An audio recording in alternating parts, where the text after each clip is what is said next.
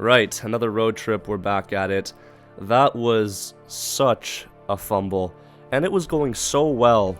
Like, I thought this game was curtains, and then, I don't know, man, Utah Hockey Club finds a way to weasel their way back in, gets 3 of the most lucky goals I have ever seen in my life.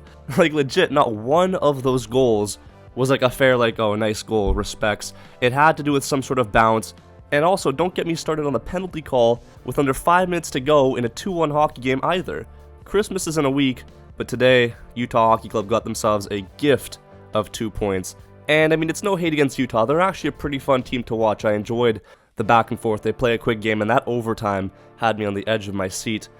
But with that being said, they had no business winning that game, and I want to prove it, starting off now with the first period of play. The first period, I'll admit, was a little bit slow. There wasn't that much really going on. There were some serious hits, though, thrown by the likes of Sherwood. He was like a wrecking ball out there, almost taking himself out a couple of times. But yeah, no, the Canucks and the Hockey Club, they exchanged some chances. Demko looked pretty solid in the net. He made a good save here on Cooley, who had a breakaway, but that was about it. Let's move on now to the second period of play. Early in the second period, and Conor Garland was on a mission. He had a couple of good shots here. He tried to set up Miller here. Besser got a whack at it, and then Hughes got the final shot, but he gets taken out after it gets stopped by Vejmelka. Miller mishandles the puck and then has his stick grabbed, no call. The Hockey Club breaks back on a 3-on-1, but it's Kerfoot who gets robbed here by Demko. He continues to play solid, and then the Canucks get a power play later on. Hughes' shot goes wide, and then Heinen gets on the end of it, wedges it by Vejmelka. Really nice adjustment he makes there with his stick, and he puts the Canucks up 1-0. Late in the period, the Canucks on another power play here. Great chance to go up 2-0. Miller here just can't get it by Vejmelka. He's fallen down, but it's a nice save there, and it keeps the score at 1-0 going into the third period. Early on, and it's a very nice play here, stretch pass from Bluger over to Dakota Joshua. He fends off a check and then totally fools Vejmelka here, puts it in on the open side. That was just a beautifully executed goal. His second of the season puts the Canucks in a very comfortable position until this happened right here.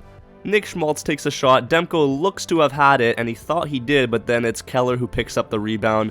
Demko just misses it, and he puts it into the open goal. Lucky break, but it is what it is. But this is where the bullshit starts. Look, I didn't know that we were watching House Pee-wee hockey here, because there's no way that this is a penalty.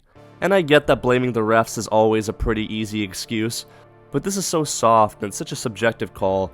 Anyways, Hockey Club to the power play, and it's Dylan Guenther with one of the flukiest goals I've seen this whole season. Goes off of Bluger and then flutters its way into the top corner.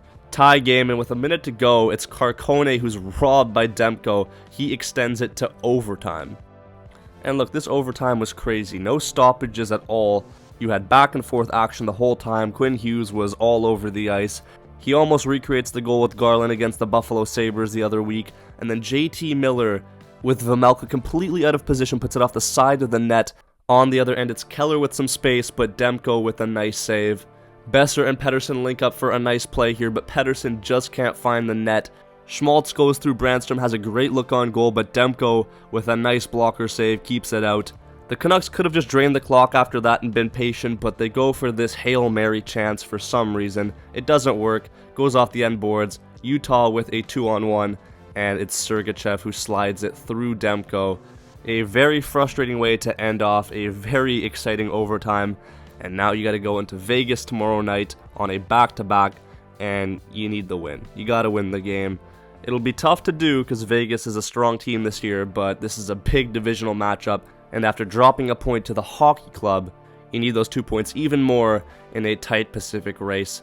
But that's where we stand. Thank you all so much for watching. Be sure to drop your thoughts in the comment section down below. What do you think about the play on Myers and just the Canucks play overall? They didn't play that bad in this game, just a bit of a collapse. Some very unfortunate goals. It's how it goes though. I'll see you all tomorrow. Peace out and take care.